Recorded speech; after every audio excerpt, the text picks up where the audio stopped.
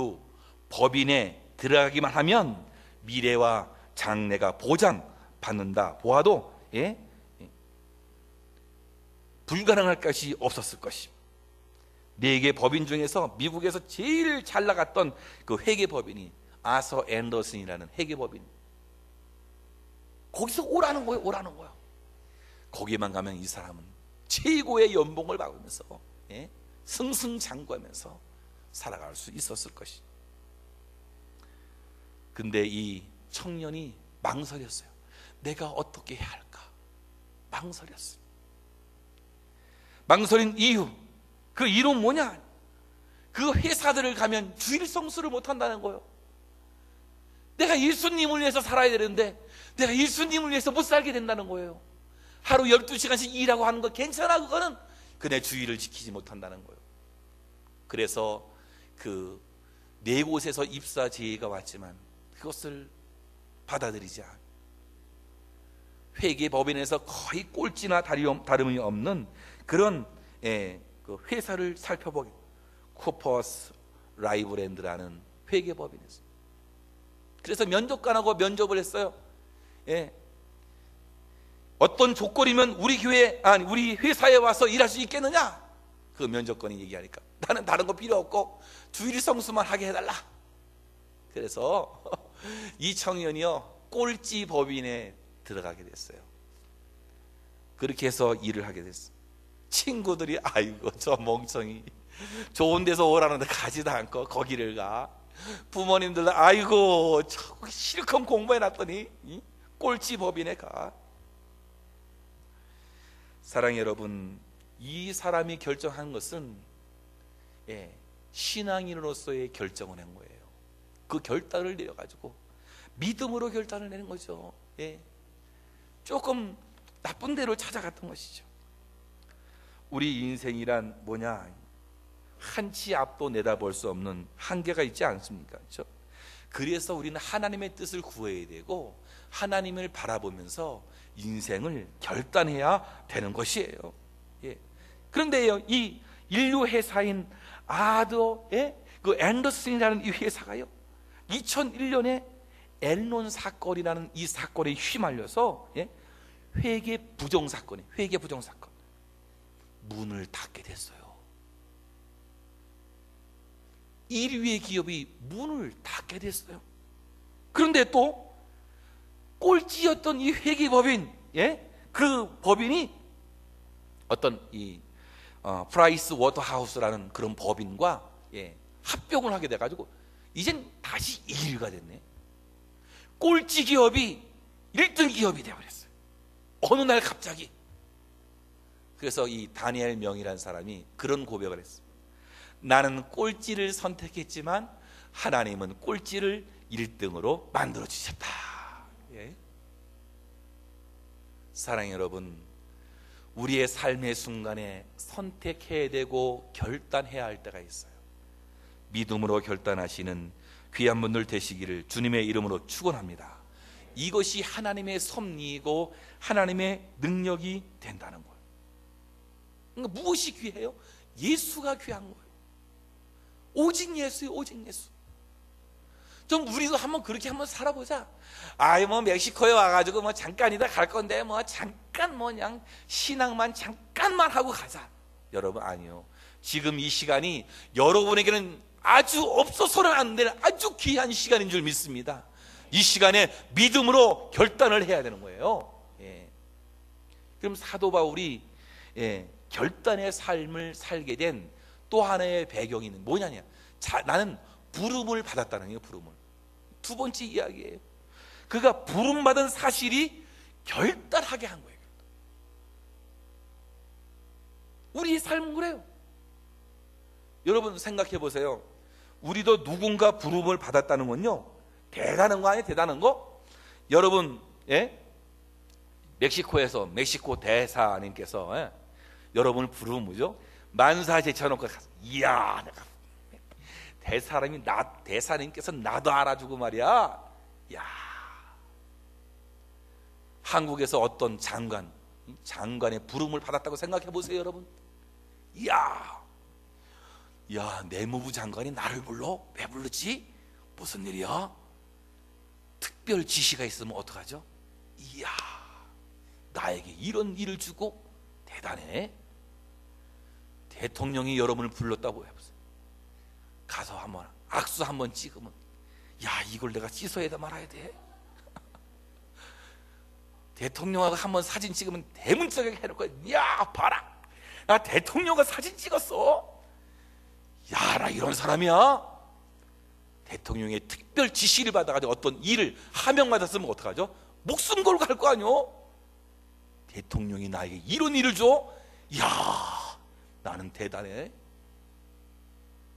그런데 대통령보다도 왕보다도 위대하신 하나님께서 여러분을 부르신 줄 믿습니다. 나를 불렀는데 내가 해야 할 일이 있어. 사명감이 있어. 그럼 이걸 어떻게 하겠느냐, 이거. 가만히 있겠어? 여러분, 그렇지 않을 거예요. 누군가가 나를 불러도, 이 세상의 대통령이, 아니 이 세상에 누군가가 불러도, 학교 다닐 때 선생님이 나를 한 번만 불러줘도 그것이 감사해가지고, 그쵸? 얼마나, 이야, 그래서 선생님으로 교무실 한번 갔다 오면 그냥 목에 힘 빡 주고서 다 들어가지 않아요, 그쵸? 선생님이 한 번 불러줘도 그것이 그렇게 기뻐서 그러는데, 사도 바울이 결단하고 사명자의 삶을 산 것은 내가 부름을 받았다는 거예요. 부름을 받았다. 나는 부름을 받았다. 이 얼마나 위대한 생각이에요. 여러분들도 하나님이 부르신 거예요. 왜요? 이 자리에 앉아 있어요? 내가 느끼지 못하고 알지 못하지만 하나님께서 부르신 줄 믿습니다. 여러분 부르신 거예요. 예. 그리고 콜링이라네요. 콜링, 소명이라네요. 하나님이 저도 부르셨어요. 예? 저도 하나님이 부르셨어요. 중학교 2학년 때 하나님께서, 야, 저에게 은혜를 주셔가지고 제가 목회자가 되기로 제가 결단하지 않았습니까? 물론 중간에 제가 딴짓 해가지고 좀 늦었지만, 예? 그렇지만 하나님께 왔잖아요. 이렇게. 사랑해 여러분, 하나님이 부른 그 부름, 그것이 우리에게 귀한 것입니다. 그리고 거기에 우리가 헌신하게 될 때에 놀라운 축복을 받게 된다는 거예요. 히브리서 11장 26절에서 24절에서 26절을 보면 모세의 이야기가 나와요. 그 모세의 이야기를 보면 성경 말씀 보면, 믿음으로 모세는 장성하여 바로의 공주의 아들이라 칭함을 거절하고 도리어 하나님의 백성과 함께 고난받기를 잠시 죄악의 낙을 누리는 것보다 더 좋아하고 그리스도를 위하여 받는 능력을 애굽의 모든 보화보다 더 큰 재물로 여겼으니 이는 상 주심을 바라봄이라. 그러니까 이 모세는 뭐예요? 모세는 공주의 아들이라고 칭함받는 것을 거절해요. 왜 그랬을까? 부름을 받아서 그래요. 부름을 받아서. 그걸 더 귀하게 여긴 거예요. 그래서 자기가, 예? 고난을 받고, 예? 힘들고 어려운 것을 참고 이길 수 있었던 거예요. 왜? 부름을 받았기 때문에. 부름을 받아서 그 일을 감당한 뭐가 있죠? 부름의 상이 있는 것이에요.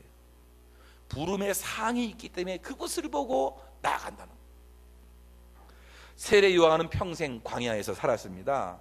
하나님과 깊은 교제를 위해서, 하나님의 음성을 듣기 위해서 광야에 나가서 살았는데, 메뚜기와 석청을 먹고, 그 다음에 옷은 낙타 털옷을 입고 허리에는 가죽들을 해고, 예? 그 당시에는 최소한의 삶을 그가 살았던 거예요. 왜 그렇게 살았을까? 부름을 받았기 때문에. 부름을 받았기 때문에. 예? 여러분, 세례 요한을 얘기하면 그래요. 이야, 메뚜기와 석청을 먹어? 완전 낫뚜라라뇨 이거? 야, 그걸 먹고 대단하네. 참, 요즘 석청 눈에 구경도 못하는데 그런 걸 먹어? 낙타 털옷? 야, 완전히 그냥, 예? 가죽 옷으로, 예, 입고, 야, 비싼 옷으로 입었네. 여러분, 그 당시에 있는 그게 가장 천한 삶이었단 말이에요. 그거 왜 가장 천한 그리고 30세의 젊은 나이에 목베어 죽임을 당하게 되었느냐? 결혼도 못했어요. 따뜻한 침대에 한 번도 찾아보지 못했어요. 배부르게 뭘 먹지 못했어요. 인간적으로 보면 불행한 사람이요.